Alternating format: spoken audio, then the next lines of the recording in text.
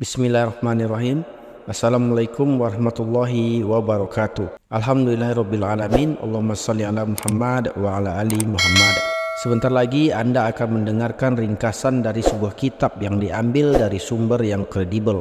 Kami menyajikannya dengan bahasa yang mudah dipahami untuk menambah wawasan kita semua. Selamat mendengarkan. Menemukan hikmah di balik zuhud oleh Syekh Abdul Qadir Al-Jailani rahimahumullah. Wahai penduduk negeri ini, kemunafikan telah merajalela di antara kalian, sedangkan yang ikhlas sangat sedikit. Banyak yang berbicara tanpa dibuktikan dengan perbuatan. Ucapan tanpa perbuatan tidak bernilai sama sekali, malah merugikan. Ucapan tanpa tindakan itu bagaikan rumah tanpa pintu, peti kosong, pengakuan tanpa bukti, gambar tanpa roh, atau berhala tanpa badan dan anggota tubuh. Kebanyakan amalmu seperti jasad tanpa nyawa. Nyawa amal adalah ikhlas dan tauhid, serta menjalankan kitab Allah Subhanahu wa Ta'ala dan sunnah Rasulullah Sallallahu Alaihi Wasallam. Janganlah lalai dan berbalik dari jalan yang benar. Ikutilah perintah Allah dan jauhilah larangannya, serta terimalah ketentuannya. Jarang sekali manusia yang hatinya mendapat kedamaian, musyahadah, dan kedekatan kepada Allah. Mereka tidak merasakan sakit atau bencana takdir. Hari-hari penuh bencana mereka lalui tanpa menyadarinya. Lalu mereka memuji dan mensyukuri Allah Subhanahu wa Ta'ala. Mereka inilah para muwahhidin yang tidak pernah menentang kehendak dan ketentuan Allah. Bencana turun kepada mereka sebagaimana kepada kalian. Namun sebagian dari mereka bersabar, dan sebagian yang lain mencapai tingkat fana. Kemudian bersabar ketika iman mereka masih kecil. Mereka merasa sakit ketika iman mereka menginjak dewasa, dan bisa ridho ketika iman mereka mencapai tingkat dekat kepada Allah Subhanahu wa Ta'ala. Mereka fana dalam ilmu Allah, dan jika Allah menghendaki, Dia akan membangkitkan mereka. Jika Allah hendak menolong mereka, Dia akan mengembalikan mereka, sebagaimana menyatukan badan yang telah bercerai-berai pada hari kiamat. Allah Subhanahu wa Ta'ala mengumpulkan tulang-tulang, daging dan rambut, serta memerintahkan Israfil untuk meniupkan nyawa ke dalamnya. Cinta sejati kepada Allah Subhanahu wa Ta'ala bukanlah sesuatu yang mudah sehingga setiap orang bisa mengaku memilikinya. Banyak yang mengaku kekasih Allah padahal jauh dari Allah, dan banyak yang tidak mengaku kekasih Allah tetapi sebenarnya berada di sisi Allah. Jangan menghina seorang pun dari kaum muslimin, karena rahasia Allah Subhanahu wa Ta'ala tersembunyi pada diri mereka. Tawaduklah dan jangan sombong terhadap hamba-hamba Allah. Sadarlah dari kelalaianmu. Kamu seolah-olah telah dihisab, menyeberangi sirat, dan dimasukkan ke surga. Padahal ini hanyalah tipuan belaka. Setiap dari kalian adalah orang yang durhaka kepada Allah Subhanahu wa Ta'ala dengan kedurhakaan yang banyak. Namun kalian tidak menyadarinya, apalagi bertaubat kepadanya. Kalian mengira bahwa dosa-dosa itu telah dilupakan, padahal semuanya tertulis dalam catatan amal kalian dengan tanggal dan waktunya. Baik dosa besar maupun dosa kecil, semuanya akan dibalas dan dihisab. Sekarang sadarlah wahai orang yang lupa, bangunlah wahai orang yang tidur, dan carilah rahmat Allah Subhanahu wa Ta'ala. Barang siapa banyak melakukan kedurhakaan dan kesalahan tanpa menyesal dan bertaubat, sungguh ia telah menginginkan kekufuran. Rezeki telah dibagi, ia tidak bertambah atau berkurang. Kamu masih ragu dengan tanggungan Allah Subhanahu wa Ta'ala dan rakus dalam mencari apa yang tidak dibagikan untukmu. Kerakusanmu menghalangimu dari menghindari majelis-majelis kebaikan dan mendatangi ulama. Kamu takut keuntunganmu berkurang dan pendapatanmu menurun. Siapakah yang memberimu makan sewaktu kamu masih bayi di dalam perut ibumu? Kamu percaya kepada makhluk, dinar, dirham, perdagangan, dan penguasa. Tetapi kamu tidak percaya kepada Allah Subhanahu wa Ta'ala. Sebentar lagi kamu akan mengetahui keadaanmu. Allah Subhanahu wa Ta'ala akan mengambil telinga, mata, kekuatan, harta, serta segala sesuatu yang kamu yakini selain Dia. Allah Subhanahu wa Ta'ala akan memutuskan antara kamu dengan makhluk. Mereka akan marah kepadamu, mengikat kedua tanganmu, menghinamu, dan menutup pintu di depanmu. Mereka akan mempermainkanmu dari pintu ke pintu dan tidak memberimu sedikit pun walaupun sesuap nasi. Jika kamu meminta kepada Allah Subhanahu wa Ta'ala, kamu akan diberi, karena kamu telah menyekutukan sesuatu dengannya.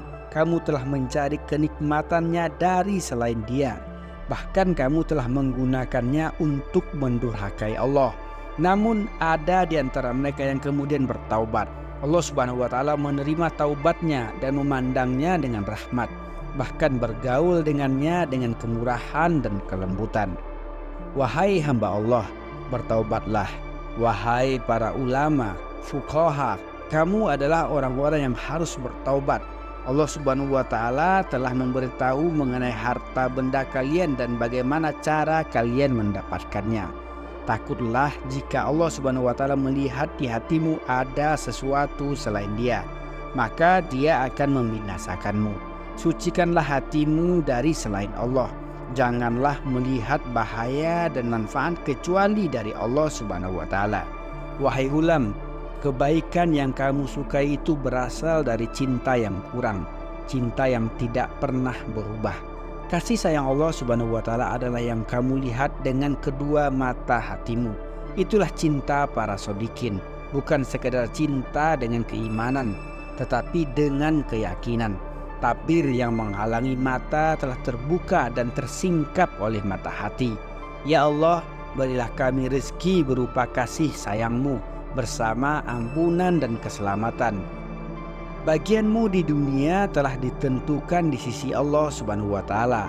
Seseorang tidak akan mampu menolaknya. Dia mesti pasrah bila izin telah datang.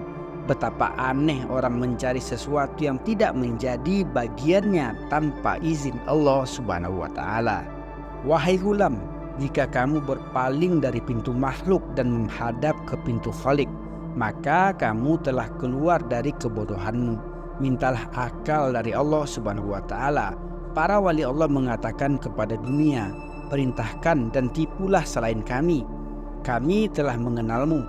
Jangan memuji kami. Kami tahu keadaanmu. Jangan menggoda kami. Uangmu hanyalah semu. Hiasanmu tidak lebih dari patung kayu yang tidak bernyawa. Kamu lahir tanpa makna. Pandanganmu tak berguna. Pandangan yang sebenarnya adalah untuk akhirat. Mengetahui cacat dunia, mereka segera meninggalkannya, memilih menyendiri di hutan dan di gua bersama para malaikat di bumi. Malaikat dan jin datang kepada mereka dalam rupa yang mereka kehendaki.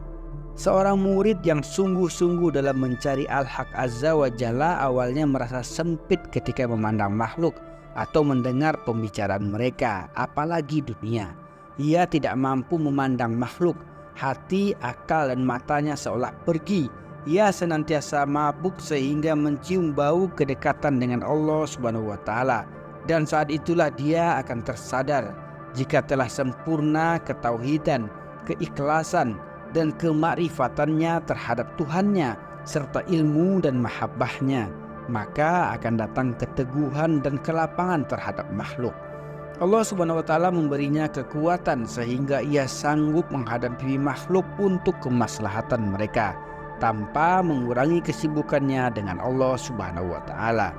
Seorang yang telah belajar zuhud akan lari dari makhluk. Namun bila kezuhudannya telah sempurna, ia tidak peduli dan tidak lari dari mereka. Bahkan ia mencari mereka karena telah mengenal Allah Subhanahu wa Ta'ala. Barang siapa mengenal Allah Subhanahu wa Ta'ala, ia tidak akan lari atau takut kepada sesuatu pun selain Allah. Seorang pemula takut terhadap orang fasik dan pendurhaka. Namun seorang yang telah berhasil justru mencarinya, sebab semua obat ada padanya. Oleh karena itu sebagian dari mereka berkata, tidak pernah tersenyum di depan orang fasik kecuali orang yang telah ma'rifat. Barang siapa sempurna kema'rifatannya kepada Allah Subhanahu wa taala, maka ia menjadi petunjuk jalan yang menyelamatkan manusia dari lautan dunia. Allah Subhanahu wa taala memberinya kekuatan sehingga ia dapat mengalahkan iblis dan pasukannya serta menyelamatkan manusia daripadanya. Wahai orang yang menyendiri dengan kezuhutan dan kebodohannya, datanglah dan dengarlah apa yang aku katakan.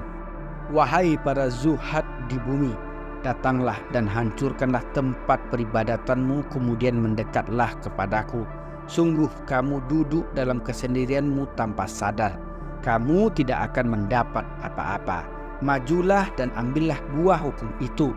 Semoga Allah Subhanahu wa taala merahmatimu. Aku tidak menginginkan kedatanganmu itu untuk kebaikanku, bahkan untuk kebaikanmu semata-mata. Wahai Hulam, kamu punya keperluan dan akan berpayah-payah sehingga kamu mempelajari cara-cara kerja. Kamu membangun sekaligus menghancurkannya 1000 kali, sehingga kamu mengokohkannya dan tidak dapat dirobohkan. Kamu sibuk untuk membangun dan membinasakan, sedangkan Allah Subhanahu wa taala akan membangunkan untukmu sesuatu yang tidak akan binasa. Wahai Hulam, kapan kamu akan berpikir? Kapan kamu akan mendapatkan sesuatu yang kamu tunjukkan? Ikutilah para pendiri Al-Haq Azza wa Jalla. Jika kamu bertemu dengan mereka, layanilah mereka dengan diri dan hatimu. Para pencari yang benar itu mempunyai tanda dan aroma. Tandanya jelas terlihat pada wajah mereka. Hanya saja matamu tidak melihat dan kamu tidak memahaminya. Kamu tidak bisa membedakan antara yang sidik dengan yang zindik, antara yang halal dengan yang haram, antara racun dan bukan racun, antara musyrik dan muwahhid, antara mukhlis dan munafik, antara orang yang taat dengan orang yang durhaka, antara pencari Allah dan pencari makhluk. Layanilah para guru yang beramal dengan ikhlas, sehingga mereka akan memberitahukan kepadamu segala sesuatu sebagaimana mestinya. Berusahalah untuk ma'rifat kepada Allah Subhanahu wa taala. Sesungguhnya bila kamu telah mengenal Allah, kamu akan mengenal pula selain Dia. Kenalilah Dia dan cintailah Dia. Jika kamu telah melihatnya dengan mata kepalamu, maka pandanglah Dia dengan mata hatimu. Jika kamu telah melihat kenikmatan dari Allah, tentu kamu akan mencintainya. Rasulullah SAW telah bersabda, cintailah Allah karena Dia telah memberimu makan dan kenikmatannya, dan cintailah aku dengan cinta Allah Subhanahu wa taala kepadaku. Wahai Hulam, sesungguhnya Allah Subhanahu wa taala telah menyuapimu dengan kenikmatannya sejak kamu berada di perut ibumu, bahkan setelah kamu dilahirkan.